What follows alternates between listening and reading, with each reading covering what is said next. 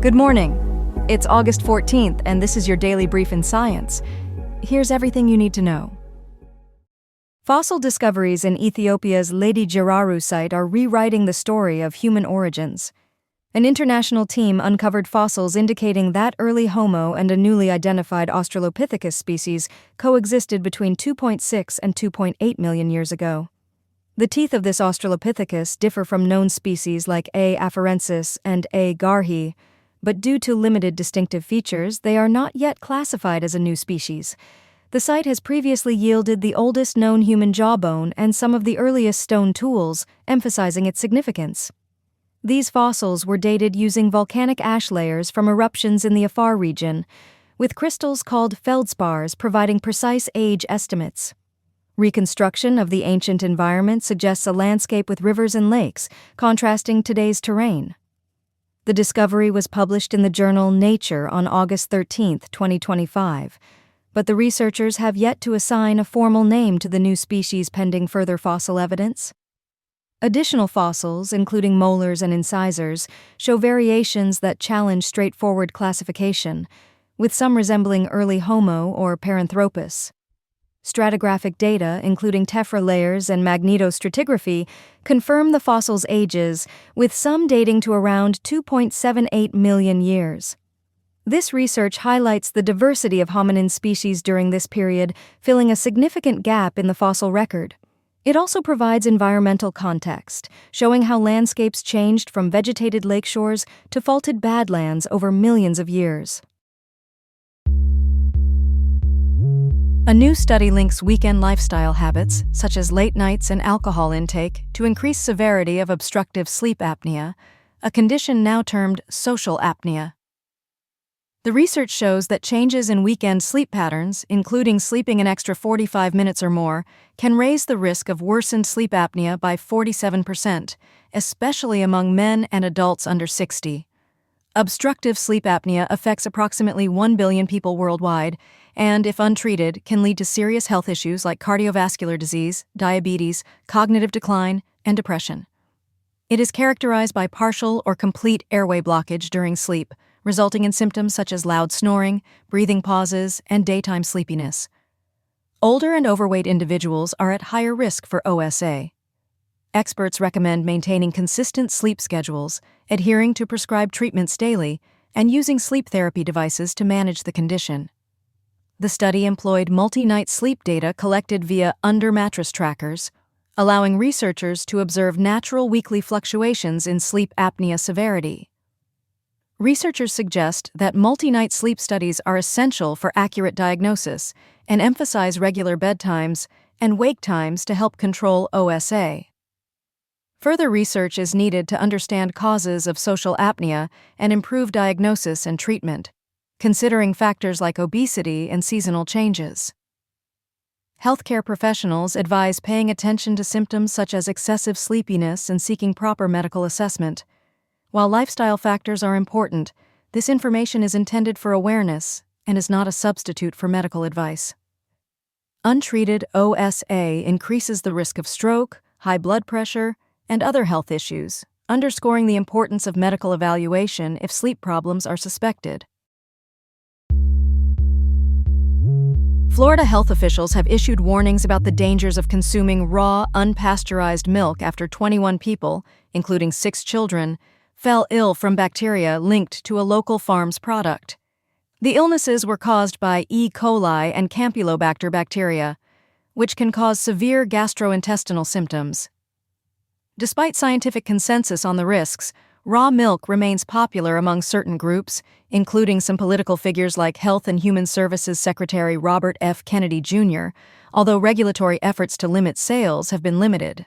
In Florida, raw milk can only be sold as pet food, which complicates oversight and sanitation efforts, raising ongoing safety concerns. There is increasing interest in food safety technology, such as AI monitoring tools and advanced pasteurization methods, to better detect pathogens and ensure compliance.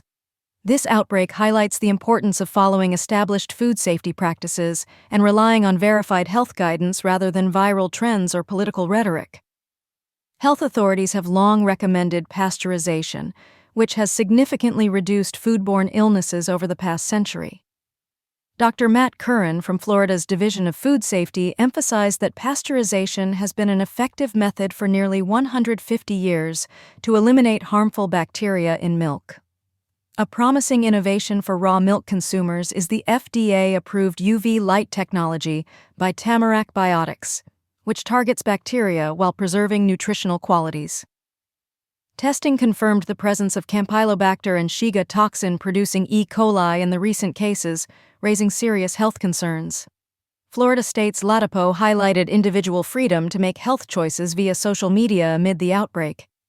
Experts are calling for enhanced public education, stricter enforcement of food safety regulations, and clearer marketing to prevent consumer misconceptions about raw milk safety. Raw milk advocates argue that if sourced from reputable farms, it can be safe, similar to high-quality sushi or meats, but health officials warn of the risks. Keeley Farms Dairy stated they were unaware of any investigation or wrongdoing before the health department's public statement, feeling blindsided by the announcement. A new study published in Nature Biotechnology introduces pepmlm, an AI-powered tool capable of designing peptide drugs solely from protein sequences. Developed by teams from McMaster, Duke, and Cornell universities, pepmlm uses language understanding algorithms similar to those in chatbots to interpret the language of proteins. This allows it to create small, drug-like molecules targeting harmful proteins without needing detailed structural information. The approach broadens the potential to target previously undruggable proteins involved in diseases such as cancer, neurodegenerative disorders, and viral infections. Researchers demonstrated that pepmlm can design molecules that bind, degrade, or modify proteins for therapeutic purposes. Cornell researchers contributed by testing peptides on viral proteins, with ongoing work involving algorithms like Peptune and MOG-DFM to improve peptide stability and delivery. McMaster PhD student Christina Peng highlighted the effectiveness of AI-designed peptides in cellular environments, suggesting new treatment possibilities where traditional drugs have struggled. The collaborative effort involves key researchers including Christina Peng, Matthew DeLisa, Hector Aguilar, and Ray Truant. Some team members hold patents and have financial interests related to pepmlm, indicating ongoing development and commercial potential. The researchers emphasize that pepmlm could enable any protein to be targeted for degradation or stabilization, potentially revolutionizing drug development. The team aims to develop next-generation algorithms to enhance peptide stability, targeting, and delivery, with the goal of creating a versatile therapeutic platform. Senior author Pranam Chatterjee stated that pepmlm changes the drug design landscape by removing the need for stable protein structures. A recent clinical trial supported by the NIH suggests that 2 doses of the antibiotic dalbavancin, given a week apart, can be as effective and safe as traditional 4 to 6 week IV antibiotic treatments for complicated Staphylococcus aureus bloodstream infections. This multi-site study, published in JAMA, involved 200 hospitalized adults across 23 centers in the U.S. and Canada from 2021 to 2023, comparing dalbavancin to standard antibiotics like vancomycin and daptomycin. The results showed similar overall treatment success, safety, and efficacy between dalbavancin and standard therapy, with no significant difference in patient-reported quality of life. Participants treated with dalbavancin reported high satisfaction due to the reduced number of infusions, which allowed them to leave the hospital sooner and lowered treatment costs. The primary outcome measured was overall treatment success, including clinical outcomes, safety, complications, death, and quality of life, assessed after 70 days. While side effects such as blood clots were more common in the standard therapy group, overall outcomes and quality of life were comparable. The study highlights that careful patient monitoring and education are essential if dalbavancin is to be adopted more widely, as it is not suitable for all infections.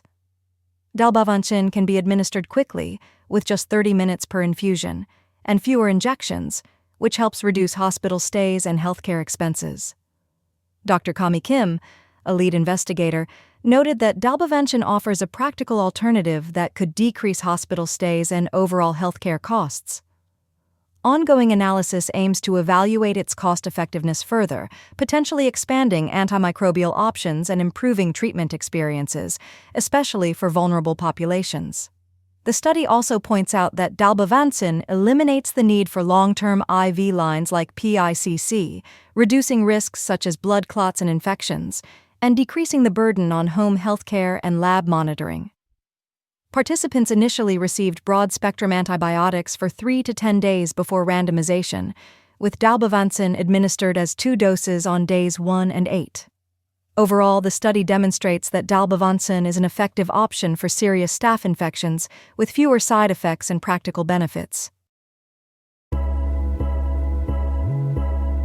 This has been your Daily Brief in Science. To read more about these stories, follow the links in the episode bio. You can also subscribe to these updates via email at www.brief.news. For more daily podcasts about the topics you love, visit brief.news/podcasts. Tune in tomorrow. We'll be back with everything you need to know.